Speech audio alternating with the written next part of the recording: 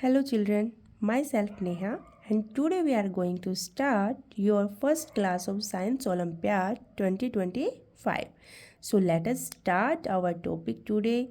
So today our topic is going to be air, water and rocks. Okay? देखिए बच्चों, हम यहाँ पे देखो बाइलिंगुअल रहने वाले हैं। हम आपके क्लास टीचर नहीं हैं जो आपको सिर्फ इंग्लिश में समझाएंगे। जैसा आप लोगों को कंफर्टेबल होगा, आपके एग्ज़ाम के पॉइंट ऑफ व्यू से आपको जैसा समझ आएगा, आपकी हेल्प हो पाएगी। हम दोनों लैंग्वेज यहाँ पे यूज करने वाले हैं। ओके बच्चों, अब यहाँ पे देखिए हम टॉपिक स्टार्ट करने वाले हैं। तो आज हमारा जो फर्स्ट टॉपिक रहने वाला है वो एयर, वाटर एंड रॉक्स का रहने वाला है। तो स्टार्ट करते हैं चलो अपने टॉपिक को। तो फर्स्ट ऑफ ऑल हम देखते हैं what is air. Air air is all around us. Air क्या होती है बच्चों? हवा, जो हमारे चारों तरफ रहती है, हवा। वी कैन नॉट सी और touch air, we can only feel it. बच्चों, हम इसको ना तो हवा को, एयर को क्या आप देख सकते हो? नहीं देख सकते हो। क्या आप उसको टच कर सकते हो? बिल्कुल नहीं कर सकते हो। लेकिन आप उसको क्या कर सकते हो? फील कर सकते हो। क्या कर सकते हो बच्चों? आप उसको फील कर सकते हो। तो एयर, आपसे पूछा जाए व्हाट इज एयर, तो air is all around us. We can not see और touch air, we can only feel it. Okay बच्चों, अब देखिए what is air and wind. अब एयर क्या होती है, विंड क्या होती है, ये चीज़ों का डिफरेंस आपको समझेंगे। देखिए, वी ब्रीथ इन एयर। हम सांस किससे लेते हैं? ब्रीथ क्या होता है? सांस। हम सांस किससे लेते हैं? हवा से। हवा से सांस लेते हैं बच्चों। अब देखिए, all living things need air to live. Living things क्या होती है? जो भी चीज़ें सांस लेती है वो सारी क्या होती है? लिविंग थिंग्स होती है। All living things need air to live. उनको जितने भी लिविंग थिंग्स होती है उनको ज़िंदा रहने के लिए किसकी ज़रूरत पड़ती है बच्चों? एयर की। किसकी ज़रूरत पड़ती है? एयर की। हम क्या है, सबसे पहले आप हमें ये बताइए, हम क्या है? हम सब लिविंग है या नॉन लिविंग? तो देखिए बच्चे, हम सब लिविंग है। और लिविंग क्यों है? क्योंकि हम ब्रीथ ले करते हैं। और ब्रीथ किससे करते हैं? एयर से करते हैं। तो जितने भी लिविंग चीज़ें होती है बच्चों, वो सारी एयर से ही ब्रीथ करती है। ओके, अब देखिए, there is no life without air. बिना एयर के लाइफ नहीं होती है बच्चों। बिना एयर के हम जिंदा नहीं रह सकते हैं, जीवित नहीं रह सकते हैं। When we ride a bicycle और enjoy swing in the park, we feel the air against our body. तो देखिए बच्चों, क्या कह रहे हैं कि हम कोई भी, देखो हम साइकिल चलाते हैं या फिर हम कोई स्विंग कर रहे हैं, पार्क में आप जाते हो, आपने देखो, आप सोच के देखो, आप पार्क में स्विंग पे बैठे हो और आप स्विंग कर रहे हो, तो आपकी जो एयर है वो आपके फेस के अपोजिट साइड आती है, आपके फेस पे सामने से आके लगती है। पीछे की साइड आपके जैसे गर्ल्स है वो बैठे हो, आपके जो हेयर्स होती है वो पीछे की साइड उठते हुए महसूस होते हैं। तो आपने कभी फील किया है? आप बाईसाइकिल चला रहे हो, बाईसाइकिल पे चला रहे हो, आप चल आगे रहे हो, देखिए आप यहाँ पे चलो कि कैसे आप चला आगे रहे हो, लेकिन एयर आपको पीछे की साइड जाती हुई महसूस होगी। कैसे फील होगी कि ये एयर जो है वो पीछे की साइड जा रही है, आपको ऐसा महसूस होता है ना? तो वो हमारी क्या होती है? अगेंस्ट। अगेंस्ट क्या होता है? बिल्कुल हमारे अपोजिट जाना। अगेंस्ट क्या होता है बच्चों? बिल्कुल हमारे बॉडी के अपोजिट होना। तो अब वो एयर क्या होती है? जब आप साइकिलिंग करते हो, स्विंग करते हो, तो एयर आपकी बॉडी की बिल्कुल क्या होती है बच्चों? अगेंस्ट होती है। ओके, तो leaves of trees move because of moving air. अब पेड़ों के पत्ते होते हैं, पेड़ों के पत्ते होते हैं, वो मूव करते हैं। मूव क्यों करते हैं? क्योंकि एयर मूविंग। मूव कौन मूव कर रहा है? एयर मूव कर रही है। ओके, तो moving air is called wind. तो जो मूविंग एयर होती है ना, उसी को बच्चों क्या कहा जाता है? विंड कहा जाता है। Moving air is called wind. It always blow in a particular direction. तो जो ब्लो क्या होता है? बहना। तो हमारी जो एयर होती है ना बच्चों, एक पर्टिकुलर डायरेक्शन में ही फ्लो करती है, ब्लो करती है। Okay, gently moving wind is called breeze. अब देखिए, एयर कई तरह से होती है। एक होती है ना, देखो धीरे धीरे प्यारी प्यारी अच्छी अच्छी हवा आना, जो हमें बहुत अच्छा फील कराती है, बिल्कुल हल्का फील कराती है ना। जैसे कि आप मॉर्निंग वॉक पे जाते हो, इवनिंग वॉक पे जाते हो, तो उस वाली वो जो एयर होती है ना बच्चों, उसको हम क्या बोलते हैं, ब्रीज बोलते हैं। उस वाली एयर को क्या बोलते हैं बच्चों, जो जेंटली मूव होती है उस वाली विंड को हम ब्रीज बोलते हैं। ओके, क्या कहते हैं उसको, ब्रीज कहेंगे, BREEZE। We enjoy cool breeze especially when we are on our morning or evening walk.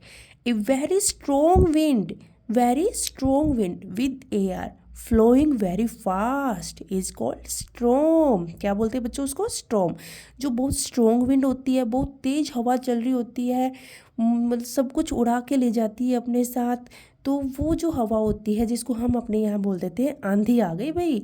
तो आंधी जो आना होता है ना बच्चों, उसी को जो तूफान आता है, आंधी तूफान, तेज हवा चलती है, तो वो बच्चों क्या होती है, वही हमारे पास वो उसको बोला जाता है storm. Okay, it has a lot of force and can blow away thing which come in its way.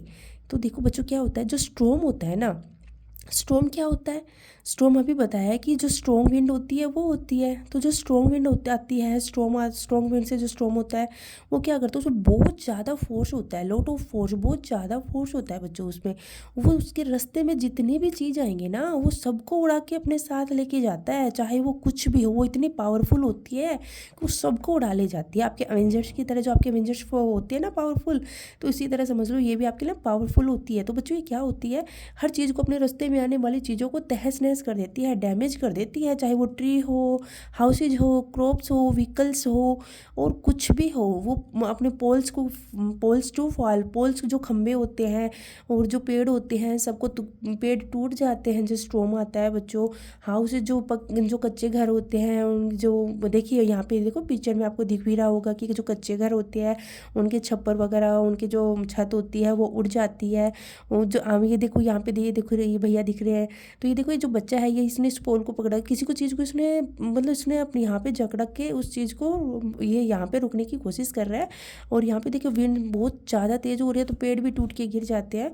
तो स्टॉर्म जो होता है ना वो डैमेज कर देता है, storm can damage thing around us. Okay, तो देखिए अब बात हम करते हैं कंपोनेंट्स ऑफ एयर। किसकी बात करते हैं बच्चों, components of air. Air is a mixture of many gases. तो बेटो ये देखो जो एयर होती है ना, हवा होती है, ये मिक्सचर होता है, इसमें हमारे ना बहुत सारी गैसेज होती है इसके अंदर। Okay, air also contain, air के अंदर देखो क्या क्या होता है, वाटर वेपर होते हैं। वाटर वेपर यानी जो नमी होती है ना, वो वाटर वेपर की वजह से होती है। डस्ट पार्टिकल्स होते हैं, बहुत सारे डस्ट पार्टिकल्स होते हैं बेटे हवा में। स्मोक होती है, जर्म्स होते हैं, ये सारे एयर के कंपोनेंट्स होते हैं। आपसे पूछा जाए कि एयर के कंपोनेंट्स इनमें से कौन कौन से हैं और कौन कौन से नहीं हैं, तो आप यहाँ से बता सकते हैं कि air also contain water vapour, dust particle, smoke and germs. इन चारों में से जो भी आपको उस समय मिल रहा है वो यहाँ के एयर के कंपोनेंट्स हो जाएंगे। अगर इनके बाहर आपको कुछ मिल रहा है, आपको तुरंत पता चल जाए कि एयर के कंपोनेंट्स नहीं है। अब बात करते हैं बच्चों water vapour. What is water vapour? Water vapour देखिए, आपने कभी सुना है कि वाटर, जैसे कि आपने देखिए, हम यहाँ पे इसको नहीं रीड करने वाले हैं क्योंकि ज़्यादा टाइम लग रहा है, मैं आपको डायरेक्टली समझा के चलती हूँ। ओके बच्चों, जो हीट होती है, सन से जो हीट हमें मिलती है वो हम क्या करती है, वो वार्म होती है। आप सनलाइट में कहीं भी बाहर जैसे सनलाइट में खड़े हो जाते हो तो थोड़ी देर में आपको कैसा लगता है, आपको गर्मी लगती है।